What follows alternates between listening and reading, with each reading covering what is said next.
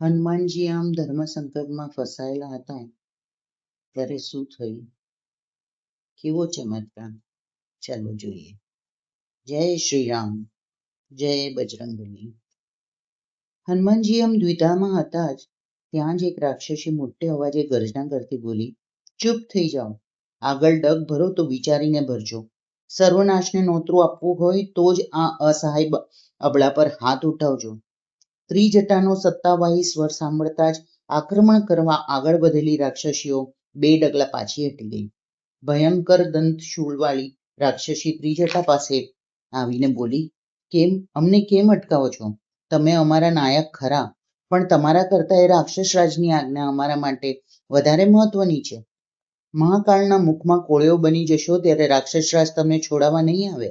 આજે ચોથે પહોરે મારી આંખ પળભર માટે મળી ગઈ હતી ત્યારે મેં એક ભયંકર સ્વપ્ન જોયું.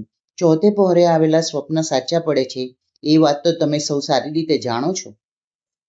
ભયંકર સ્વપ્નની વાત સાંભળીને વેમેલી રાક્ષસીઓ ત્રિજટાને વીંટળાઈ ગઈ. ગદા ગુમાવતા તત્પર બની રહી હતી. એ રાક્ષસી હાથમાંની ગદા દૂર ફેંકી દઈ ત્રિજટાને બંને હાથે પોતાના હાથમાં પકડી લેતા બોલી, ત્રિજટા, સ્વપ્નમાં તે શું જોયું? ઝટ બતાવી દે, મારી છાતી ધડક ધડક થઈ રહી છે. સ્વપ્નમાં મેં જોઈ. ત્રિજટા જાણે એ દ્રશ્ય અત્યારે પણ તાદશ્ય જોઈ રહી હોય તેમ આકાશ ભણી નજર કરતા બોલી, એક પર્વતખાઈ વાનર લંકામાં નિર્ભયપણે ફરી રહ્યો હતો. સશસ્ત્ર યોદ્ધાઓ અને બહાદુર બંકાઓ એના વાળ વાંકો કરી શકતા નહોતા. એની પૂંછડી ચારે બાજુ અગ્નિજ્વાળા વરસાવી રહી હતી. એણે પ્રગટાવેલી જ્વાળામાં સમગ્ર લંકા ભડભડ સળગી રહી હતી. ચારે દિશાઓમાં સ્ત્રીઓ અને બાળકોની મરણચીસ સંભળાઈ રહી હતી. અને ત્રિભુવન વિજેતા રાક્ષસરાજ સ્વપ્નનું વર્ણન કરતા જ ત્રિજટા થંભી ગઈ. ત્રિશૂળથી સીતાજીને ડરાવી રહી હતી એ રાક્ષસી ત્રિશૂળ દૂર ફેંકી ત્રિજટાના ચરણો પકડી ભયભીત સ્વરે બોલી ઉઠી, શું થયું રાક્ષસરાજનું? વાત અધૂરી કેમ મૂકી દીધી મોટી બેન? મારું કાળજું ભયથી ફાટી રહ્યું છે. ત્રિજટા સ્વસ્થ પણ તેજસ્વી સ્વરે બોલી, રાક્ષસરાજનું માથું મુંડેલું છે. એમના પગ પર કાળા વસ્ત્રો છે. ગધેડા પર સવારી કરી દક્ષિણ દિશા તરફ જઈ રહ્યા છે. બધા હાથો કપાઈ ગયા હોવાની પોતાની જાતને માંડ માંડ ગધર પર ટકાવી રહ્યા છે. રાજ સિંહાસન પર શ્વેત સુંદર વસ્ત્રો પરિધાન કરીને વિભીષણજી પધારેલા છે. એમને માથે સફેદ છત્ર છે. ચારેય દિશાઓમાં શ્રી રામચંદ્રજી અને વિભીષણના નામનો જય જયકાર ગુંજી રહ્યો છે. સીતાજીને પાલખીમાં આદરપૂર્વક બેસાડી રામજી પાસે લઈ જવાઈ રહ્યા છે. ઓ માં! ચીસ પાડીને લાંબા દંશુનવાળી રાક્ષસી બોલી ઉઠી, ત્રિજટા, તું અમારી ટુકડીની નાયક છે. ઉંમરમાં પણ અમારાથી સૌથી મોટી છે. આ ભયંકર સ્વપ્નની વાત સાંભળીને અમારી મતિ તો મૂંઝાઈ ગઈ છે. અમારે હવે શું કરવું એનું દિશા સૂચન હવે તું જ અમને આપ.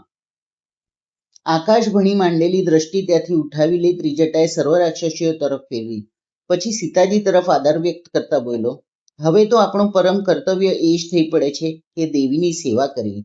આવી રહેલા સર્વનાશની આંધીમાંથી બચી જવું. માતાજીના ચરણોની સેવા કરનારને એ આંધી અસર કરી શકશે નહીં. તલવારથી સીતાજીને ડરાવનાર રાક્ષસીઓ પણ તલવાર હાથમાંથી ફેંકી દીધી હતી. સીતાજી સમક્ષ ઘૂંટણીએ પડીએ બોલી, દેવી, અમે તો આપણા ચરણોના દાસી છે. અમારો અપરાધ માફ કરો. એનું અનુસરણ કરી બધી રાક્ષસીઓ સીતાજી સમક્ષ ઘૂંટણીએ પડી ક્ષમા માંગવા લાગી. ત્રિજટા પણ સીતાજી પાસે જઈ ખૂબ જ આદરપૂર્વક બોલી, બેન, હવે તમે જરાય ચિંતા કરશો નહીં. જાણે મિથિલાના તમારા મહેલમાં સુખચેનથી રહેતા હોય એવી સ્વતંત્રતાથી રહેજો. હવે કોઈ રાક્ષસી તમને કનડગત નહીં કરે. ઉલટી આ બધી આપની દાસી બની આપનો પડ્યો બોલ ઉઠાવવા તૈયાર રહેશે. અમને સૌને આખી રાતનો ઉજાગરો છે. અમે હવે અમારા નિવાસ સ્થાને જઈએ છીએ. દિવસ પહેરો ભરતી રાક્ષસીઓ પણ તમારી પાસે રહેવાના બદલે અશોકવાટીઓમાં ફરતી રહી પહેરો ભરવાનું કર્તવ્ય અદા કરશે. એમની ગેરહાજરીમાં તમે પણ આજે હળવે હૈયે નિરાતની નિંદર લઈ શકશો. સીતાજીએ હકારમાં મસ્તક ધુણાવી ત્રિજટાની વિનંતીનો સ્વીકાર કર્યો. રાક્ષસીઓ એમને અભિવાદન કરી વિદાય થઈ. હવે માત્ર ત્રિજટા જ સીતાજી પાસે રોકાઈ હતી. સીતાજી એની તરફ કરુણા ભરી દ્રષ્ટિ કરી બોલ્યા, ત્રિજટા, તું તો મારી પરમ સખી છે. રાક્ષસ રાજે મારા માટે સર્જેલી આ વિષમ પરિસ્થિતિમાં તું જ મારી હૈયાધારણ છે. તું ન હોત તો મારા અહીં કેવા હાલ થાત એની કલ્પના કરતા કંપારી છૂટી જાય છે. સીતાજીના સ્નેહ ભર્યા વચન સાંભળી ત્રિજટાનું હૃદય સ્નેહથી દ્રવી ઉઠ્યું. ભાવ વિભોર બની જવાથી જવાબ બાપા હોટે આવેલા વચનો ત્યાં ને ત્યાં જ થંભી ગયા. ત્રિજટાના બંને હાથ પોતાના હાથમાં પ્રેમપૂર્વક પકડી લઈ સીતાજી બોલ્યા, મારી વાલી બેન, આપણો સ્નેહ સંબંધ આવે એક નાની એવી માંગણી તારી પાસે મૂકું છું, એ તો પૂરી નહીં કરે? ત્રિજટા પ્રેમ વિભોર બનીને બોલી, બહેન આજ્ઞા કરો, તમારે તો આજ્ઞા કરવાની હોય, કહો તો મારા પ્રાણ અર્પણ કરી દો. ના બેન, તારે પ્રાણ અર્પણ કરવાની જરૂર નથી. મારા પ્રાણ આ પિંજરામાં ખૂબ જ ગુંગળાઈ રહ્યા છે. તું મને અગ્નિનો નાનો એવો અંગારો ન લાવી આપે? રાક્ષસ રાજની આજની ઘાતકી વર્તણૂકથી વાજ આવીને હું આ પગલું ભરવા તૈયાર થઈ છું. મારા વાલાઓનો વિયોગ પણ નથી સહેવાતો. વાલાના વિયોગ આગમાં સતત બળ્યા કરવું પડે એના કરતાં એક જ વારના અગ્નિસ્થાનથી સદાય માટેની મુક્તિ મળી જાય એવી મારી અંતરની અભિલાષા છે. ત્રિજટા સજળ નયને ઘડીભર સીતાજી સામે જોઈ રહી. પછી એમના ચરણ કમળમાં વંદન કરતા બોલી, ક્ષમા કરજો બેન, માત્ર આ જ આજ્ઞાનો અનાદર કરતા ગ્લાનીના બદલે મારા હૈયામાં આનંદ આવી રહ્યો છે. આવા મલિન વિચારોનો ત્યાગ કરી દો. પરોડી આવેલા સ્વપ્ન સાચા પડ્યા વિના રહેતા નથી. હું પણ તમને ખાતરી આપું છું કે મને આવેલું સ્વપ્ન સાચું પડ્યા વિના રહેવાનું નથી. ત્યાં સુધી ધીરજ ધરો. આમ કહીને ત્રિજટા પણ પોતાના આવાસ ભણી વિદાય થઈ ગઈ. હવે ચારેય બાજુ સુમસામ શાંતિનું સામ્રાજ્ય છવાઈ ગયું. સીતાજી થોડી વાર તો શૂન્યમાશક બની બેસી રહ્યા. હૃદયમાં દાવાનળ સળગી રહ્યો હતો. રાક્ષસીઓની હાજરી તો સારી હતી, પરંતુ આ એકાંત તો એથી ભયંકર હતું. એક ઊંડો નિસાસો નાખી સીતાજી બોલી ઉઠ્યા, અગ્નિદેવ, તમારે ત્યાં નાના એવા અંગારાની ખોટ પડી ગઈ કે શું? આ વીર અગ્નિ પણ માત્ર નામનો જ છે. એ અગ્નિ જો સાચો હોય તો મને ક્યારની એ બાળી ના મૂકી હોત. અશોક વાટિકામાં તારું નામ પણ નિરર્થક નીવડે છે. તારે આશરે રહેનાર શોક થવો જ ન જોઈએ, જ્યારે મારે તો અહીં આવ્યા પછીનો એક પણ દિવસ શોક વિનાનો વીત્યો નથી. અત્યારે કાંઈથી પણ એક અંગારો મને મળી જાય તો કષ્ટદાયક જીવનનો અંત આણી દો. રાક્ષસ રાજે 1 માસની અવધિ આપી છે. 1 માસમાં મારા શા હાલ થશે તે કંઈ કહી શકાય એમ નથી. રાક્ષસીઓના ભયંકર મોઢા પર 1 મહિના સુધી જોયા કરવાના, મારી સ્વામીની નિંદા 1 મહિના સુધી સાંભળ્યા કરવાની. અગ્નિદેવ, મને માત્ર એક જ અંગારો આપો, નહીતર મારા લાંબા કેશ મારા ગળા ફરતા વીંટાળી આત્મહત્યા કરીશ. ત્યાં તો વૃક્ષ પરથી એક અંગારો ખર્યો. અંગારો જોતા જાનકીજીનું હૈયું હર્ષથી નાચી ઉઠ્યું. દોડીને અંગારા પાસે પહોંચી ગયા. અંગારાને હાથ અડાડતા જે ચમક્યા એ અંગારો નહોતો, એ તો સુવર્ણ મુદ્રિકા હતી. સુવર્ણ મુદ્રિકા પર રામજીનું પરમ પુનિત નામ અંકાયેલું હતું. સીતાજી તરત જ મનમાં વિચારવા લાગ્યા, આ તો મારા સ્વામીની મુદ્રિકા ગંગાજી પાર કરતી વખતે એમને મને આપી હતી. એ વીંટી સ્વીકારવાના સવનયે ના પાડી એટલે રામજીએ પોતાની પાસે રાખી હતી. સ્નેહીજનનું સંભાળણું મળી જાય તો પણ સ્નેહીજન મળ્યો હોય એવો આનંદ અંતરે થાય છે. રામજીની વીંટી હૈયા સરસી ચાપીને જ સીતાજીનું રોમ રોમ રોમાંચ અનુભવવા લાગ્યું. પણ પછી તરત જ શંકાનો કીડો અંતરને કોતરવા લાગ્યો. હૈયામાં ઉદ્વેગ આવી ગયો. શું રાક્ષસ રાજની માયાને તો આ કોઈ ખેલ નહીં હોય ને? મારો વિશ્વાસ સંપાદન કરવા તો દશાનને આ ચાલ નહીં ચાલી હોય ને? રાક્ષસો તો ગજબના માયાવી હોય છે. આબેહૂબ વીંટી બનાવતા એમને વાર કેટલી?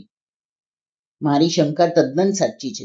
વૃક્ષ પરથી રામજીની વીંટી અહીં આવે જ કેવી રીતે? સીતાજીનું મન શંકા કુસમમાં પડી ગયું. ફરી પાછું આકુળ વ્યાકુળ થવા માંડ્યું. એમની મતિ મૂંઝાઈ ગઈ હતી.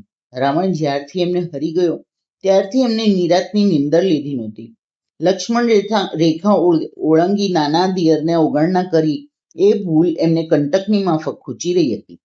રાક્ષસ રાજ જોગીના વેશે એમને પંચવટીમાંથી ઉઠાવી લાવ્યો. રસ્તામાં જટાયુ સાથે ખૂનખાર યુદ્ધ થયું. આ બધા દ્રશ્યો હજી નજર સમક્ષ સ્પષ્ટ તરવરી રહ્યા હતા અને ઓચિંતી જ મનમાં કુશંકા જાગી. જટાયુનો વધ કરનાર રાવણ મારા સ્વામીનો વધ કરીને તો આ વીંટી નહીં લાવ્યો હોય ને? આજે થોડી વાર પહેલા મને મનવામાં બરણ્યા પ્રયાસો કરી જોયા, પછી એમાં નિષ્ફળ મળતા આ વીંટી અહીં ફેંકવાનો પાસો એ દુર્જનનો જ ફેંક્યો લાગે છે.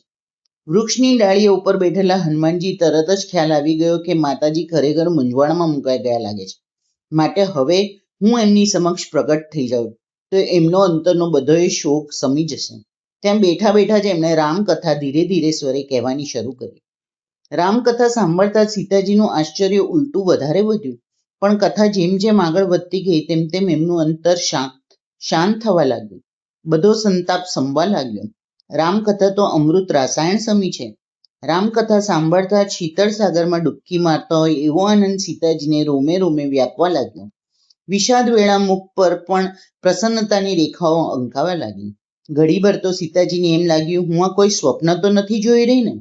પોતાને ગાલે ચૂંટી ખેંચીને જોતા ખાતરી થઈ ગઈ કે ના, હું જાગ્રત અવસ્થામાં છું અને રામકથા તો અત્યારે પણ ચાલી રહી છે. વૃક્ષની ડાળીએથી જ અવાજ આવી રહ્યો હતો. ત્યાંથી જ રામજીની પુનિત સ્મૃતિ તાજી કરાવવા મુદ્રિકા પણ પડી હતી.